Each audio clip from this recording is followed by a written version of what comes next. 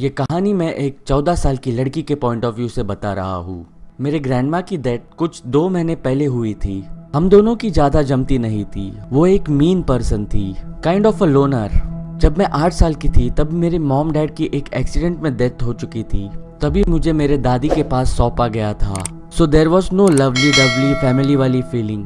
बस वहाँ पे टीवी की आवाजें आती थी और बस साइलेंस। मैं ये सेंस कर चुकी थी कि she hates to be disturbed और मैं उनके लिए एक इनकन्वीनियंस बन चुकी थी। बहुत साल गुजर गए लेकिन फिर भी हमने एक दूसरे के साथ बहुत ही रेयरली बात की। मैं बस इतना वेट कर रही थी कि मैं इतनी बड़ी हो जाऊं कि मैं अपना खुद का घर खरीद लूं और फिर मैं अकेले रह सकूं।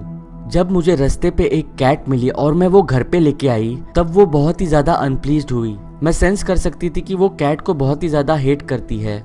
वो इस बिल्ली को स्टेयर करती रहती थी और मन में बहुत ही ज्यादा कर्स करती रहती थी।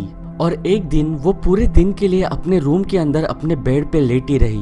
मैं उनके रूम में गई और मैंने देखा कि वो वहीं पे लेटी पड़ी है with her eyes spread wide open and just like that वो मर चुकी थी एंड शी वॉज गॉन। लेकिन अब वो पूरा अपार्टमेंट मेरा था और मेरी कैट का। एक बारिश की रात में मैं इंटरनेट पे ब्राउजिंग कर रही थी। मैं ब्राउजिंग करते हुए एक इंटरेस्टिंग ब्लॉग पे आके पहुंची।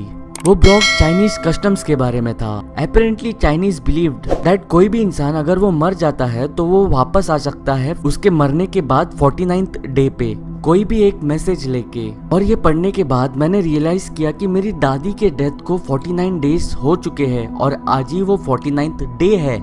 और सडनली तभी मुझे लिविंग रूम से कुछ आवाजें सुनाई देने लगी और ऑलमोस्ट तभी एग्जैक्टली तभी मेरे पूरे अपार्टमेंट की लाइट चली गई and I was left in horribly dark conditions. It was black out. मैं बहुत ही ज्यादा डर गई थी लेकिन फिर भी मैंने डिसाइड किया कि आवाज कहाँ से आ रही है ये मैं चेकआउट करने जाऊँ। मैंने देखा कि मेरी बिल्ली टीवी के ऊपर जाके स्टक हो चुकी है और तभी टीवी भी चालू होने लगा। टीवी पे स्नोफ्लेक्स की इमेज आ रही थी। धीरे धीरे टीवी पे जो इमेज थी वो क्लियर होने लगी और वो एक ऑरेंजी ह्यूमन टाइप की इमेज होने लगी और ऐसे लग रहा था वो इमेज मेरी तरफ कुछ चिल्ला के कह रही है,